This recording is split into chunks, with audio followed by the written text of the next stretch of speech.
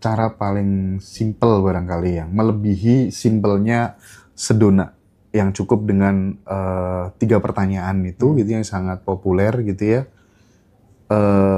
untuk melepaskan endapan-endapan emosi yang ada di dalam diri. Bahkan mungkin teknik Sedona itu simple bagi orang yang cocok, tapi bagi orang yang nggak cocok kan nggak simple. Iya bener sampean, bener mas, bener setuju aku. Setuju sih. Maksudnya seminim apapun istilah dalam teknik, kalau orang itu nggak cocok ya nggak simple gitu. Makanya aku nyerang dalam tanda kutip ya, nyerang di video itu bukan nyerang orang-orang yang yang sudah paham kenyataannya. Aku nyerang kebodohannya gitu loh. Kamu terikat ke dualitas itu nggak masalah. Gitu. Oke. Karena kenyataannya seperti itu. Bagaimana mungkin langit itu nggak terikat malam dan siang gitu loh. Nggak mungkin langit itu berkehendak, wah siang dan malam ini ilusi lah, janganlah, biarkan lewat, kan nggak gitu. Diri lama, konsep, self-konsep misalnya. Diri palsu. Diri palsu. Itu kan nyata kan? Maksudnya, apa yang nggak nyata coba? Apa yang nggak nyata sekarang?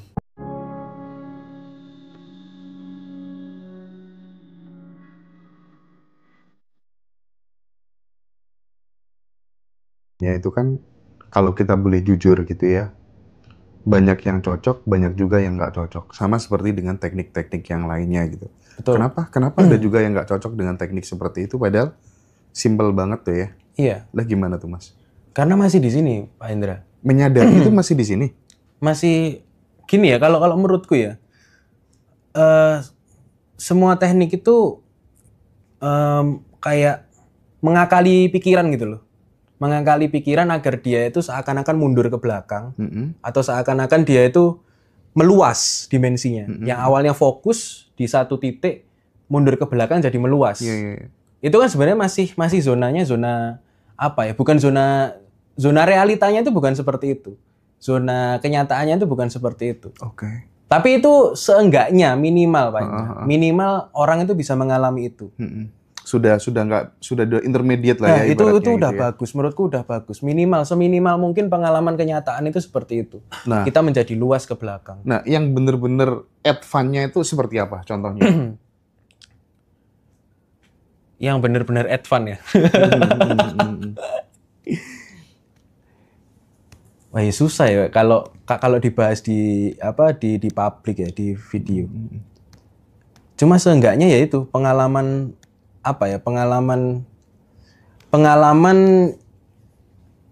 penyaksian itu sih yang minimal itu seperti itu dulu aja deh. Minimal lah seperti itu. Kalau untuk kenyataannya itu harus dialami sendiri sih kalau menurutku. Karena menurutku ya Mas Hendra ya, pengalaman kesadaran itu tak termasuk tacit knowledge. Pengetahuan tacit. Yang pengetahuan itu nggak bisa dijelaskan sebenarnya. Bahkan kalau ada orang yang tanya sama aku tekniknya daya cipta itu apa, aku nggak ada tekniknya sebenarnya, karena itu nggak bisa dijelaskan. Nah, yang bisa dijelaskan itu adalah permukaannya seperti pengetahuan eksplisit dan mungkin implisit. Itu sih. Jadi teman-teman bisa browsing lah bedanya eksplisit, implisit sama tacit itu apa. Tapi tacit itu sesuatu yang sebenarnya bisa, tapi nggak bisa diutarakan. Tapi kalau versinya Mas Prabu sendiri, orang itu kan ada yang kemudian dia bisa menjalani kehidupan dengan penuh kesadaran. Ada yang larut di dalam pikiran, perasaan, larut di dalam ego, larut ke dalam Hendra, ke dalam Prabu, ke dalam nama dan lain sebagainya gitu ya. Nah, mereka yang kemudian bisa stay of awareness dan lain sebagainya itu benar-benar pure kehendak dari sumber dari segala sumber, atau itu sebenarnya bagian dari free will gitu? Oh, gini. Kita itu harus bahas tentang ini dulu sih, tentang jadi itu ada pikiran dan ada mind. Pikiran itu thought, mind itu akal. Jadi istilahnya itu kan ada mindfulness bukan thoughtfulness ya. Mindset bukan thought set gitu kan. Nah, kehendak itu terjadi, Mas Hendra, itu di mind, bukan di pikiran. Pikiran itu hanya sebuah keinginan-keinginan. keinginan-keinginan yang pengen ke sana, pengen ke sini, tapi dia tidak berkehendak secara secara tunggal. Kalau versinya Mas Hendra itu dari sumber ya tadi. Itu. Nah, proses untuk bertransformasi dari pikiran ke mind atau dari dari thought ke mind itu prosesnya itu harus pikiran itu harus harus diacak-acak dulu. Diacak-acak kayak misalkan benang itu harus diacak-acak dulu sampai ininya bahan-bahannya itu sampai mengelupas semua, sampai sarinya itu kita dapat. Nah, biasanya orang-orang yang bergerak di daya cipta atau manifestasi itu di mind, di dimensi itu. Biasanya di situ. Nah, kehendak-kehendaknya itu ya macam-macam. Ada misalkan buat lagu, ide, nulis puisi, atau tiba-tiba pengen ke sana dan sebagainya. Itu munculnya itu dari kehendak itu. Dari sang sumber katanya Mas Hendra tadi. Kalau Mas Prabu menyebutnya apa itu? Kalau aku sih mind sih, lebih ke mind. Karena menurutku all is mind. Semua itu bukan pikiran ya, semua itu mind. Semua itu mind. Nah, mind itu ada yang ada yang dia maskulin sifatnya, itu ya mind itu sendiri atau yang. Ada yang feminin atau yin. Itu akan bertransformasi menjadi hati atau kolbu macam-macam. Nah, di situ. Nah, biasanya kalau orang condongnya yin, dia itu ajarannya penerimaan. Ajarannya penerimaan. Entah itu kan kalau yin itu kan berasal dari feminin. Jadi dia lebih menerima dan sebagainya. Jadi kalau orang-orang yang nggak cocok di metode penerimaan, mungkin dia bukan versi yin. Mungkin yang. Yang itu yang harus bergerak.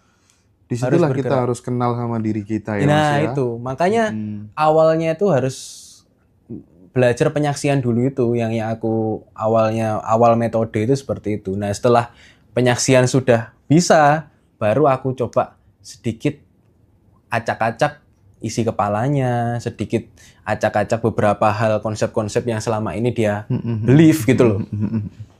Nah, mungkin Mas bisa di breakdown dikit gitu ya, ngajarin teman-teman di Ngaji Roso, ngajarin penyaksian yang paling simple gitu, bagi pemula gitu. Kira-kira prakteknya yang bisa dilakukan di rumah ngapain sih, Mas?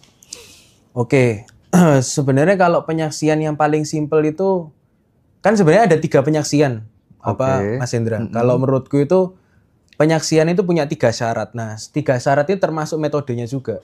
Ada subjek, jarak, sama objek. Jadi katakanlah aku sedang menyaksikan si kamera ini kan otomatis ada subjek, kameranya objek, tapi ada jarak juga. Betul. Kalau nggak berjarak aku terlalu deket ini, kayak ngezoom gitu toh. Nah, 3 penyaksian itu atau bukan 3 penyaksian, 3 syarat penyaksian itu sebenarnya metode, teknik penyaksian. Jadi teknik penyaksian itu lahir dari 3 syarat itu. Pertama penyaksian subjek, jarak sama objek. Nah, kalau menurutku yang paling mudah itu penyaksian jarak.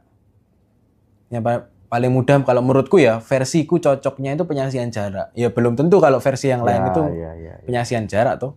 Ya saksikan yang ini aja. Jarak antara kamu dengan si subjek, si objek kayak gitu. Oke.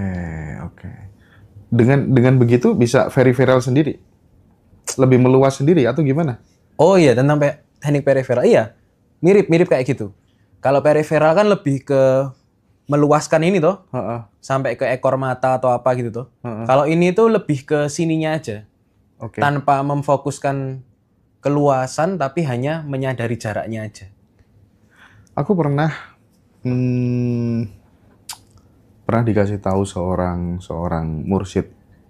Dalam dunia tasawuf kan kita kenalnya thariqat ada mursyid segala macam gitu ya.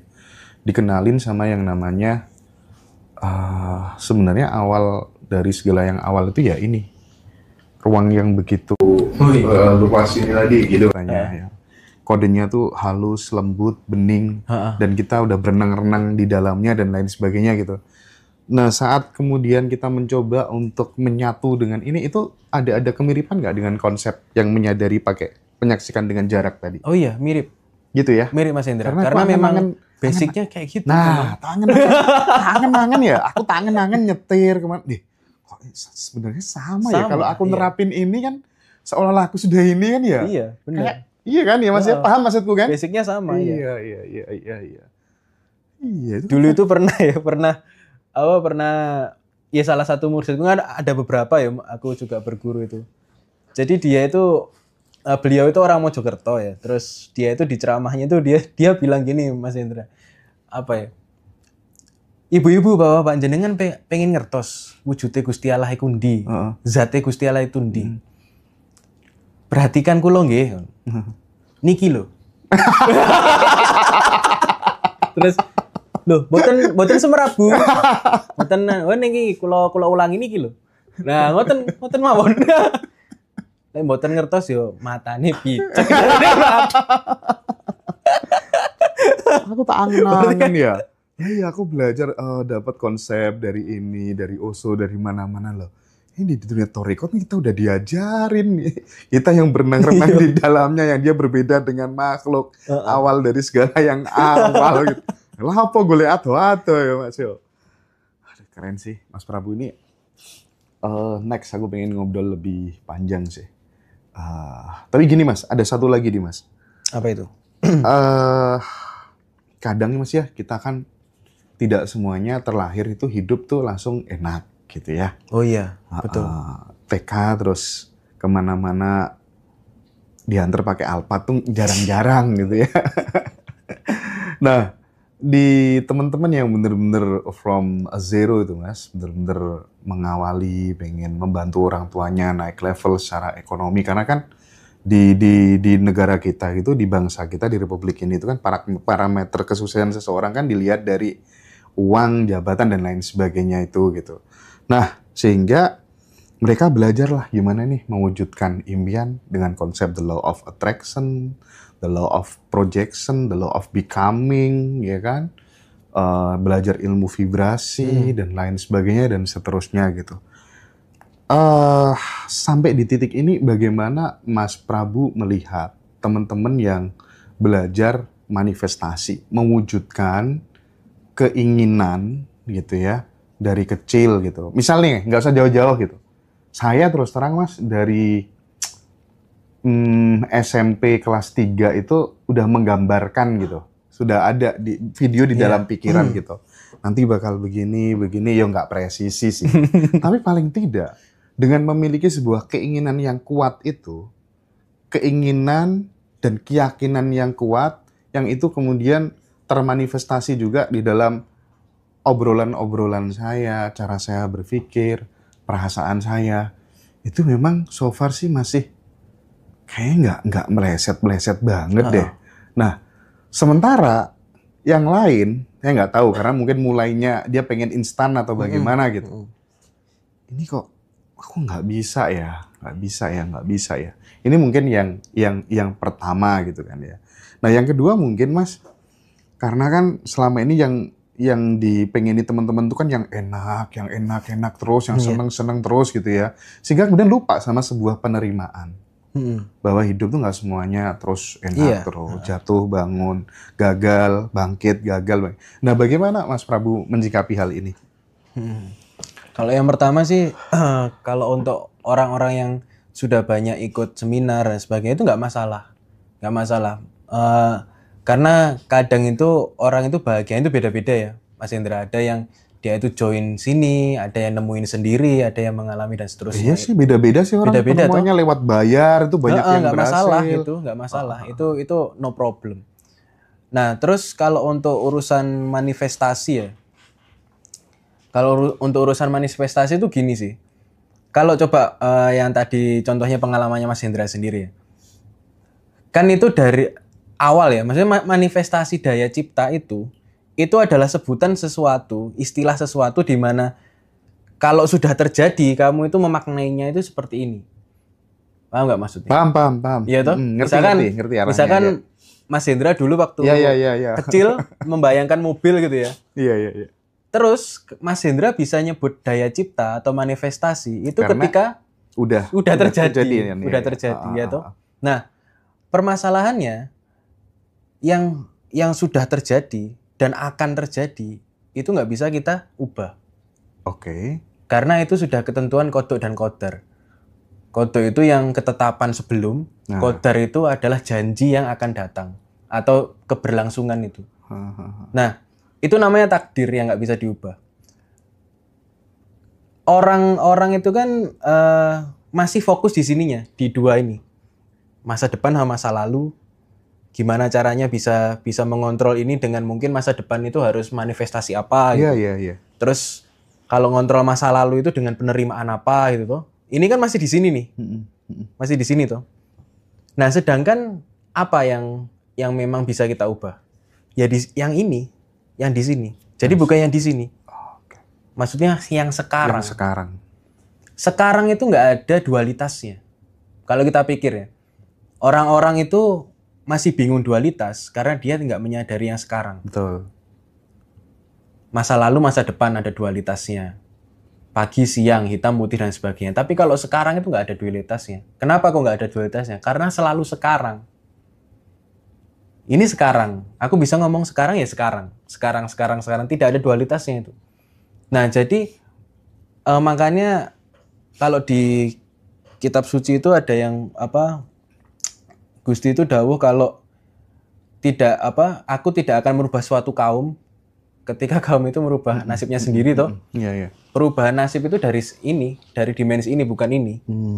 Nah, ini itu nanti ngikutin kayak Mas Hendra tadi yang kayak misalkan dulunya itu pengen ini. Poinnya adalah sekarang kan intinya. Misalkan titiknya itu di sini ya, pengennya di sini. Ya jalani dulu aja, maksudnya jalani lakukan gerak semuanya bergerak. Terus nanti tiba-tiba di sini muncul sesuatu yang sama, akhirnya disebut daya cipta atau manifestasi macam-macam. Oke. Terus Mas, kadang ya kan ada istilah yang namanya wu wei ya Mas ya. Oh iya. Nothing apa? Seni tidak melakukan apa-apa nggak sih? Oh iya. Betul. Nah, itu kan terkadang kontradiktif juga, paradoks juga. Kadang kan kalau kita masih di tahap belajar gitu Mas, effort kita banyak gitu, dapatnya banyak gitu. Nah, tapi saat kemudian udah masuk di kurva Wu Wei tadi, justru di situ kemudian tidak benar-benar tidak mengharapkan yang namanya hasil gitu. Nah, sementara di awal kan kita benar-benar mengharapkan yang namanya hasil. Banyak teman-teman yang jatuh di situ. Nah, bagaimana Mas Prabu melihat gitu? Ada beberapa orang yang memang udah di level itu justru kelihatan effortless, hidupnya santai gitu ya, nggak terlalu ngotot, nggak terlalu ngoyo gitu. Tapi justru malah hidupnya ngeflow sangat bahagia gitu. Itu bagaimana Mas Prabu melihat itu? Sebenarnya kalau seni tidak melakukan apa-apa itu kayak gini loh. Ini aku fundamentalnya dulu ya, Mas Hendra ya. Biar kita nggak lompat-lompat ke keilmuan. Ilmu itu untuk memudahkan, pertama. Terus ilmu itu untuk membebaskan orang. Ya. Tanpa ilmu orang itu terkekang dan tidak mudah. Ya toh? Kalau misalkan ada ilmu yang dalam tanda kutip itu ilmu, itu mengatakan sesuatu tapi kamu malah takut melakukan itu, maka itu bukan ilmu. Contoh misalkan, jangan sebut merek lah, ilmu ikhlas misalkan. Ilmu ikhlas, kalau kamu belajar ilmu ikhlas, tapi kamu takut bergerak, berarti itu bukan ilmu. Karena basicnya itu ilmu itu membebaskan kamu nggak ada ketakutan. Misalkan gini, ilmu penerimaan diri. Kalau ilmu penerimaan diri itu malah membuat kamu takut bergerak. Oh, jangan-jangan aku lari dari emosi, itu bukan ilmu. Itu malah ngekang. Nah, biasanya terjebaknya di situ. Benar. Contoh misalkan, ilmu tidak melakukan apa-apa. Kalau ilmu tidak melakukan apa-apa itu berhasil, maka kamu bisa bebas melakukan apa-apa. Iya enggak? Kalau ilmu tidak melakukan apa-apa ini bukan ilmu, otomatis kamu akan, wah Jojo kalau aku bergerak gini, nanti aku melakukan apa-apa. Nah itu malah nggak apa ya, bukan ciri ilmu. Tapi kalau dirimu sendiri Mas, masih ada target nggak dalam hidup? Wah kalau target sih, kalau kata Mas bilang ngeflow itu ya memang ada ngeflow. Cuman ada momen di mana aku nggak ngeflow. Aku bisa marah, bisa gelisah dengan targetku sendiri dan itu nggak masalah. Oke. Nggak masalah. Menurutku warnanya seperti itu, Mas Indra. Iya. Ya memang Kenyataannya seperti itu. Misalkan kenapa sih orang-orang itu gimana Mas caranya biar stay di kesadaran? Ketidaksadaran itu nggak apa-apa loh. Iya. Nggak masalah loh. Kenapa seserius itu? Kenapa seserius itu? Kayak sadar ya enggak gitu. Gimana Mas cara stay menerima terus, menyaksikan pikiran terus loh? Kamu nggak menyaksikan pikiran lo nggak masalah gitu. Emang selama ini ada targetnya, misalkan ada job desk-nya gitu. Tapi kan itu kemudian yang bikin semacam kayak fearness di teman-teman itu kan ketika kemudian tidak stay di kesadaran, tidak senantiasa menjadi pengamat, penyaksi itu kan dihantui dengan luka, derita, trauma, atau kemudian pola-pola hal-hal negatif yang senantiasa berulang, looping kayak gitu tuh Mas. Nah salah satu penyebabnya karena kita masih terikat dengan dualitas tadi. Nah apa yang ingin Mas Prabu tawarkan dengan kegelisahan teman-teman dalam konteks ini? Aku mau katakan gini, kamu terikat ke dualitas itu nggak masalah. Oke. Karena kenyataannya seperti itu. Bagaimana mungkin langit itu nggak terikat malam dan siang gitu loh. Nggak mungkin langit itu berkehendak, wah siang dan malam ini ilusi lah, janganlah, biarkan lewat, kan nggak gitu. Semua itu kenyataan Mas Indra. Jadi baik itu pikiran yang disangka orang itu ilusi, itu kenyataan. Lah ilusi itu loh ada nyatanya. Itu kan nyata. Apa ya? Diri lama, konsep, self-konsep misalnya. Diri palsu. Diri palsu. Itu kan nyata kan? Maksudnya, apa yang nggak nyata coba? Apa yang nggak nyata sekarang? Nah sekarang gini loh, kalau misalkan kita membahas diri lama itu ya, perubahan dari diri lama ke diri yang baru misalkan. Itu kan bukan perubahan dari marah menjadi tidak marah loh. Kalau kamu karakternya marah ya marah aja. Kalau kamu karakternya keras, itu keras aja. Kalau kamu karakternya macan, ya ngapain jadi jerapah gitu loh. Itu bukan diri baru yang kayak gitu. Itu masih muter-muter di kepala. Diri baru itu maksudnya ketika kamu marah di sini, dan ini juga bisa marah, tapi bisa menikmati marah itu. Jadi bukan malah nggak marah, tapi ya marah-marah aja. Marah aja, nangis aja. Kalau lapar ya makan. Kalau badan bau ya mandi gitu. Jadi ya hal-hal kayak gitu yang jarang diperhatikan orang atau sering terlewatkan ya karena mereka fokusnya gimana caranya melihat terang. Tapi kegelapannya sendiri yang kayak Mas Hendra tadi bilang, sisi negatif, positifnya kembali lagi. Ya terlalu terkonsep di sini, terlalu tertata. Sehingga seperti kita itu mencari cahaya terus aja, padahal pada dasarnya kita itu gelap harusnya.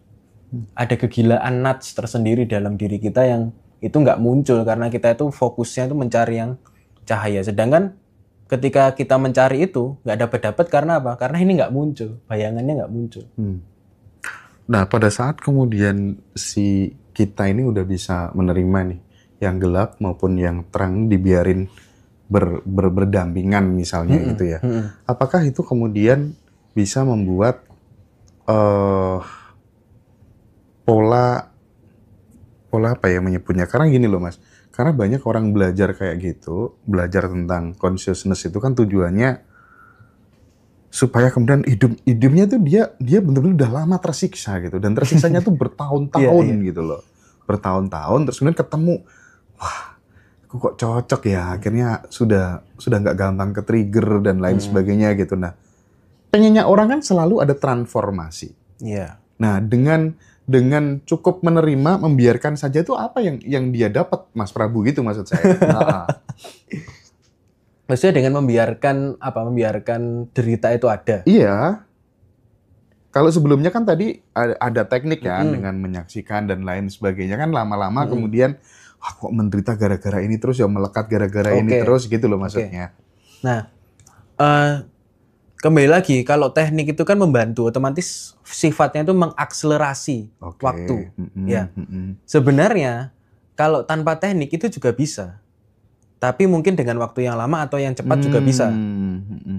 Kayak misalkan derita itu gimana Mas? Aku tersiksa sama derita ya, apa ya, masalahnya derita sama bahagia itu saudara kembar gitu. Iya, iya. Jadi kayak adanya bahagia itu karena ada konsep karena derita konsep juga derita gitu loh. ya. Jadi kalau kamu masih tersisa dengan derita dan tidak menikmati itu, ya mungkin bisa jadi kamu akan nanti kesiksa dengan bahagia, dan bahagia itu terlalu cepat untuk berlalu sehingga kamu tersiksa. Ya bisa jadi seperti itu. Nah makanya dari awal aku bebas menggunakan teknik apapun, tapi aku harus mengacak-acak isi kepalamu dulu gitu loh tentang kenyataan yang terjadi. Karena memang harus seperti itu. Jadi selain teknik, kita harus memberikan perihal penjelasan dari kenyataan itu. Kalau nggak gitu, bagaimana kita menggunakan teknik kalau kenyataannya kita nggak tahu? Tapi ada nggak Mas cara paling simpel barangkali yang melebihi simpelnya Sedona, yang cukup dengan 3 pertanyaan itu gitu yang sangat populer gitu ya, untuk melepaskan endapan-endapan emosi yang ada di dalam diri gitu ya, emosi-emosi negatif, hasil install bapak ibu kita waktu kecil dan lain sebagainya. Pendaman-pendaman itu kan terkadang juga bisa mempengaruhi jalan hidup seseorang ketika dewasa gitu. Itu banyak yang mengakui seperti itu. Oh iya, aku dulu punya trauma karena masa kecilku ada peristiwa sama orang tuaku tuh aku diginiin, dan ternyata itu berkorelasi dengan apa yang dia alami saat ini gitu. Nah, versinya Mas Prabu sendiri ketika kemudian dihadapkan dengan klien atau kemudian dihadapkan dengan anggota komunitas yang seperti itu, apa yang Mas Prabu, tips apa yang mungkin bisa dilakukan oleh mereka gitu biar bisa terbebas dari hal-hal seperti itu? Kasih teknik. Kasih teknik yang mereka itu cocok. Kayak misalkan mungkin teknik Sedona itu simple bagi orang yang cocok, tapi bagi orang yang nggak cocok kan nggak simple. Iya, bener sampean. Bener Mas, setuju aku. Setuju sih. Maksudnya seminim apapun istilah dalam teknik, kalau orang itu nggak cocok ya nggak simple gitu. Iya kan? Iya. Kadang ya apalagi yang awal baru pertama gitu ya. Orang kayak aku yang udah bertahun-tahun aja kadang baru bisa menerapkan gitu. Iya. Bahkan teknik metode penyaksian yang aku ajarkan di komunitas itu kan simple sebenarnya. Tapi ada yang nggak bisa ya karena nggak cocok gitu. Akhirnya kayak gitu. Cocok-cocokan akhirnya. Iya. Jadi ada nggak teknik yang paling simple? Nggak ada. Temukan sendiri teknik yang paling simpelmu. Karena beda-beda tiap orang itu. Tapi keren sih Mas Prabu. Aku seneng bahasanya gitu. Aku juga seneng lihat thumbnailnya sih. Video ini akan merusak kelas kesadaran batinku. Ganco, channelmu mau monetisasi gitu ya. Tapi keren, aku ya, seneng banget. Ya? Seneng banget aku ketemu sama Mas Prabu. Artinya menawarkan kenyataannya kayak apa gitu ya Mas ya. Kenyataannya kayak apa gitu. Bebas Mas, kita itu mau nyari uang itu dimanapun. Mau kita itu buka kelas, mau itu kita buka YouTube, buka TikTok affiliate atau apapun lah macam-macam. Itu bebas selama kamu paham kenyataannya. Itu aja sih. Makanya aku nyerang dalam tanda kutip nyerang di video itu bukan nyerang orang-orang yang yang sudah paham kenyataannya. Aku nyerang kebodohannya gitu loh. Bener sih, yang mereka salah sangka terhadap itu. Terus aku manfaatkan untuk algoritma itu. Mas, sekarang gini deh. Figur otoritas. Kita ngomong soal figur otoritas ya. Kadang tuh penyakitnya teman-teman itu ketika sudah terlanjur mengidolakan seseorang. Nah gitu itu ya. Kan tahu sendiri ya. Jangan bahas Habib lah. Di dunia kesadaran pun juga sama. Di dunia spiritual juga sama lah ya. Nah bagaimana Mas pesannya Mas Prabu ini terhadap teman-teman para penempuh jalan sunyi, pencari jalan sunyi gitu. Kadang juga seperti itu sampai berantem ya gara-gara gurunya disikat, ini nggak terima segala. Padahal gimana? Guru sama guru ini nggak apa-apa gitu. Cuman pengikutnya yang geger ya. Iya. Gimana tuh Mas? Ya perlu diketahui sama ketika Mas Hendra bilang jalan sunyi kan otomatis kan bukan jalan berdua atau bertiga gitu tuh. Sama guru sama orang-orang kan nggak gitu. Iya. Namanya jalan sunyi itu jalan sepi teman-teman. Jadi ya memang sendirian. memang kamu sendirian. Makanya itu kenapa kamu itu harus melihat kenyataannya bahwa kamu itu sebenarnya hidupnya itu hidup sendirian. Ketika misalkan gini lah, jalan sunyi itu apakah kita ditemani teknik? Nggak bisa. Teknik itu membantu kita untuk berani berjalan di jalan sunyi. Betul. Bukan jalan sunyi itu sendiri. Teknik itu adalah membantu kita biar berani. Kalau keberaniannya ya atur-atur sendiri. Gimana caranya menjalani jalan yang sunyi itu tadi. Kayak gitu sih. Iya. Ada nggak Mas fase yang dimana Mas Prabu tuh hidupnya menderita banget gitu? Pernah nggak mengalami fase itu? Iya pasti pernah sih Mas Indra, pasti pernah. Cuma ya jadi cerita aja, cerita masa lalu aja. Cuma kalau dipikir-pikir ya, apakah sekarang aku pernah menderita lagi? Ya pernah. Pernah, dan aku menikmati itu. Menikmati penderitaan. Menerima itu. Aku itu orangnya itu bukan pasif menerima, Mas. Bukan pasif menerima, tapi lebih ke suka mengekspresikan. Jadi kalau misalkan, wah ada penderitaan datang, Rek. Wah berkarya apa ya? Buat video lah.